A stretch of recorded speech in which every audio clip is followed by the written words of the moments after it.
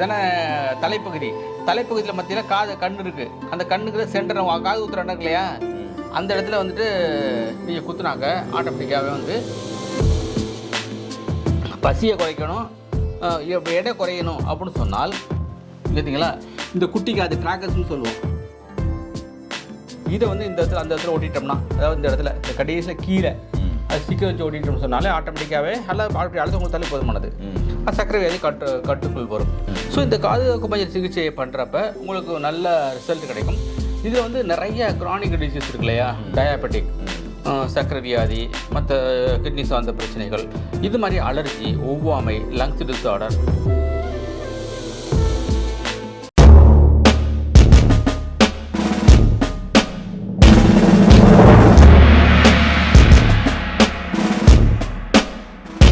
யோகம் விலாகர்ஸ் பார்த்துருக்கோம். எல்லாருக்கும் இந்த பாஷோட வணக்கம். இன்றைக்கி நான் வந்துட்டு பொன்னநாதுரை சார் கூட தான் இருக்கேன். சாரை பற்றி அவங்க எல்லாருக்குமே தெரியும். வர்ம கலையிலையும் சரி, இல்லை ஒரு அக்குபஞ்சர்லையும் சரி, ரொம்ப ஒரு சிறந்த முறையில் ட்ரீட்மெண்ட் கொடுத்துட்டு வராரு.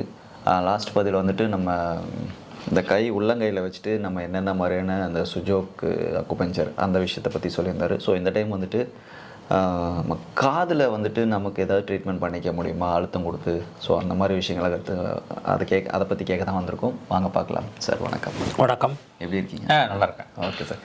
சார் இந்த காதுகளில் ஏதாவது ப்ராப்ளத்துக்கு வந்து சரி பண்ணிக்க முடியுமா காதில் அழுத்தம் கொடுத்து?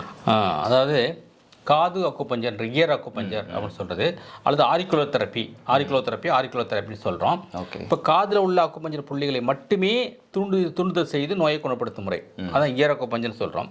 ஸோ இதில் வந்து நிறைய புள்ளிகள் இருக்குது. இது தனக்குத்தானே பண்ணிக்கலாம், ப்ளஸ் தனக்குத்தானே பண்ணிக்கலாம். மற்றவங்க இயர் அக்குபஞ்சர் படிச்சிருக்காங்க இல்லையா, அவங்கள்ட்ட போயிட்டு நீங்கள் பண்ணிக்கலாம், நல்ல ரிசல்ட் கிடைக்கும். இது ரொம்ப சிம்பிள். இப்போ இந்த நம்முடைய எப்படி வந்து கால் பாதத்தில் வந்து எல்லா நாடி நரம்புகள்லாம் முடிகிறதோ, அதே போல் எல்லா உறுப்புகளுடைய இதுவும் காதில் வந்து முடியும். எல்லா நாடி நரம்புகளும் முடியும். இந்த காதை நீங்கள் பார்த்தீங்கன்னாலும் தெரியும், ஒரு குழந்தை வந்து தலைகீழாக இருப்பது போல் தோன்றும். அந்த காதனுடைய அமைப்பு பார்த்தீங்கன்னா ஒரு குழந்தை வந்து தலைகீழாக இருப்பது போன்ற அமையும். அந்த அடிப்படையில் நம்ம வந்து என்ன பண்ணுறோம்னா இந்த காது அக்குபஞ்சர் சிகிச்சையை வந்து பண்ணுறோம். ஸோ இந்த காது அக்குபஞ்சர் சிகிச்சையை பண்ணுறப்ப உங்களுக்கு நல்ல ரிசல்ட் கிடைக்கும். இதில் வந்து நிறைய கிரானிக் டிசீஸ் இருக்கு இல்லையா, டயாபெட்டிக், சர்க்கரை வியாதி, மற்ற கிட்னி சார்ந்த பிரச்சனைகள், இது மாதிரி அலர்ஜி, ஒவ்வாமை, லங்ஸ் டிஸார்டர், எண்டோக்ரைன் டிஸார்டர், இதெல்லாம் வந்து ரொம்ப சிம்பிளாக இருக்கும். சிம்பிளாக அவங்க ஈஸியாக வந்து அவங்க வந்து அந்த இது அவங்களே இப்போ அழுத்தம் கொடுத்துக்கலாம். அதுக்காக ஸ்பெஷலாக ஒரு நீடில் இருக்குது. ஓகே. அந்த நீடில் ஜஸ்ட் அழுத்தம் கொடுப்பதன் மூலமாக வந்து அந்த நீடில் ஒட்டி வச்சிடலாம். ஸோ இதில் என்ன கேட்டிங்கன்னு சொன்னால், இந்த ஊசியை வந்து இப்போ நம்ம அக்குபஞ்சர் ஊசி இருக்கு இல்லையா, அதை வந்து என்ன பண்ணணும்னு சொன்னால் 20 மினிட்ஸ் 30 மினிட்ஸில் நம்ம எடுத்துடுறோம். ஓகேவா? பட் இந்த ஊசியை வச்சு நீங்கள் 7 நாள் வரைக்கும் நீங்கள் அதில் ஒட்டி வச்சிடலாம். 7 நாள் வரை 7 நாளைக்கு ஒட்டி வச்சிடலாம். 5 நாள் ஒட்டி வச்சு ஒன்றும் ஆகாது. ஆனால் கொஞ்சம் ஸ்டெர்லைஸ் பண்ணிடணும். இங்கே இழுக்கு இல்லாமல், ஆயில் இல்லாமல் காதை வந்து நம்ம பண்ணிவிட்டு அந்த அதுக்கு வந்து ஸ்பெஷல் நீடில் இருக்குது.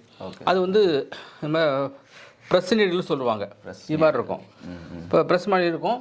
இதை வந்து என்ன பண்ணுவாங்க, இதை பிச்சுட்டு அப்படியே ஒட்டி விட்டுருவோம். வலிக்காது. அப்படியே ஒட்டிட்டோம்னு சொன்னால் உங்களுக்கு அலர்ஜி இருக்குது, ஒவ்வாமை இருக்குது அப்படின்னு சொன்னால் அதை வந்து சரி பண்ணிக்கலாம். அது எங்கே ஒட்டுவீங்க சார்? காதுலன்னா இந்த சைட்லையா? காதில் பாயிண்ட் இருக்கு இல்லையா, அந்த பாயிண்ட்லேருந்து ஒட்டணும்னா அந்த எக்ஸ்பிரிமெண்ட் கடைசியில் உங்களுக்கு ஒட்டி காட்டுறேன். இப்போ இதில் வந்து இப்போ இங்கே பாருங்கள், இப்போ இந்த காது இருக்கு இல்லையா, இப்போ இந்த காது பகுதியில், ஸோ இது வந்து தலைப்பகுதியாக வச்சிடுறோம். ஸோ இப்போ இது தலை என்று சொன்னால் திருப்பி என்னாகும், இது உடல் எல்லாம் வந்து இப்படி வந்துடும். ஸோ இப்போ இதில் வந்து என்னென்னு கேட்டிங்கன்னு சொன்னால், இந்த தலைப்பகுதி இருக்கு இல்லையா, இந்த தலைப்பகுதியினுடைய மத்தியில் கண்ணை இந்த கீழ்ப்பகுதி இருக்குல்ல, இது இயர் லோப்னு சொல்கிறோம்.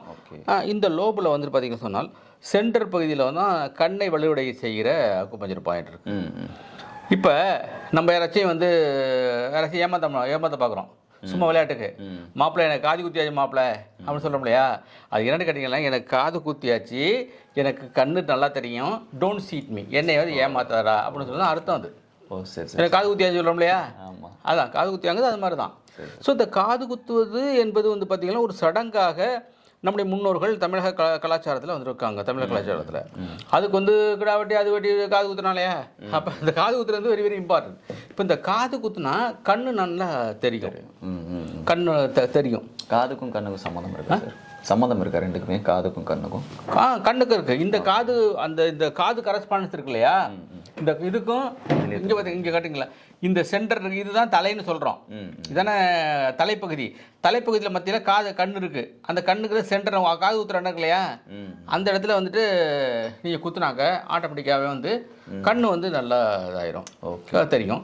இப்போ கம்பேரட்டிவ்லி ஆண்கள் அதிகமாக வந்து கண்ணாடி போடுறாங்களா, பெண்கள் அதிகமாக கண்ணாடி போடுறாங்கன்னு சொன்னால் ஆண்கள் வந்து கண்ணாடி அதிகமாக போடுறாங்க. ஸோ கண்ணாடி போடுறாங்க.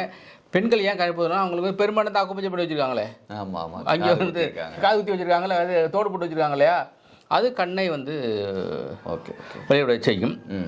ஸோ இது சொல்லையில் நீங்கள் ஏன் போட்டுக்கல, நீங்கள் போட்டுக்கணும் கண்ணாடி கழட்ட வேண்டியான்னு இருப்பாங்க, அந்த கமெண்ட்ஸ் வரதான் செய்யும். இது வந்து இது வந்து ஒரு மேனரிசம். எப்படி வந்து எம்ஜிஆரோ இல்லை வந்து கலைஞரோ மற்றவங்களும் வந்து ஒரு மேனரிசத்துக்காக போடுறாங்க இல்லையா, இது போட்டேன் நல்லா சொன்னாங்க, இது கலட்டினாங்க பேர் அலையாரம் தெரியாதுங்கிறான், அதனால அதை போட்டுக்க வேண்டியிருக்குது. ஓகேவா? அதனால ஜஸ்ட் இப்படி அழுத்தம் கொடுத்தனாலே, சென்டர் அழுத்தம் கொடுத்தனாலே கண்ணு நல்லா தெரியும்.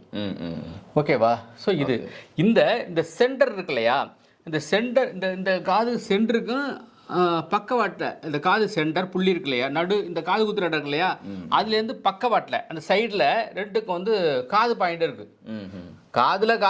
காது வெளியே பாயிண்ட் இருக்குது. ஓகே, அதை வந்து பண்ணிங்கன்னா உங்களுக்கு வந்து சரியாக போயிடும். அடுத்து வந்து பசியை குறைக்கணும். எடை குறையணும் அப்படின்னு சொன்னால் கேட்டிங்களா, இந்த குட்டி காது ட்ராக்கர்ஸ்னு சொல்லுவோம். இந்த குட்டி காதில் அப்படி அழுத்தம் கொடுத்தா போதும். இந்த குட்டி காது இருக்குல்ல, ட்ராக்கர்ஸ்னு சொல்கிறது, இதில் வந்து நீங்கள் அழுத்தம் கொடுத்தீங்களா, அழுத்தம் கொடுத்தாலே என்ன ஆகும்னா உங்களுக்கு வந்துட்டு அந்த பசி ஆட்டோமேட்டிக்காக குறையும்.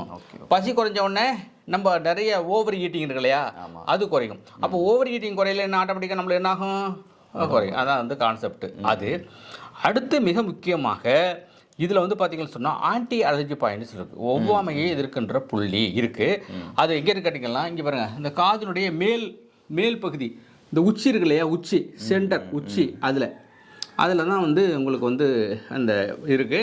எந்த விதமான அலர்ஜியாக இருந்தாலும் அங்கே வந்து நீங்கள் போட்டுட்டீங்கன்னு சொன்னால் உங்களுக்கு சரியாக போயிடும். இங்கே பாருங்கள், இதில் இந்த சென்டரில் இந்த உயரமான பகுதி இருக்குல்ல, இந்த இடத்துல நீங்கள் பண்ணுறப்போ உங்களுக்கு ஆட்டோமேட்டிக்காகவே உங்களுக்கு வந்து அது சரியாக போயிடும். ஓகே, அது வந்து ஆன்டி அலர்ஜி பாயிண்ட் அர்த்தம்.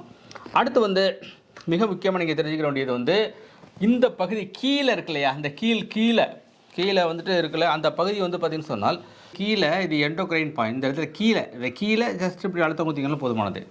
ஆனால் அந்த இது வச்சு ஃப்ரெஷ் நீல் வச்சு பண்ணாலே நாளமில்லா சுரப்பிகள் சம்மந்தப்பட்டதில் சரியாக போகும்.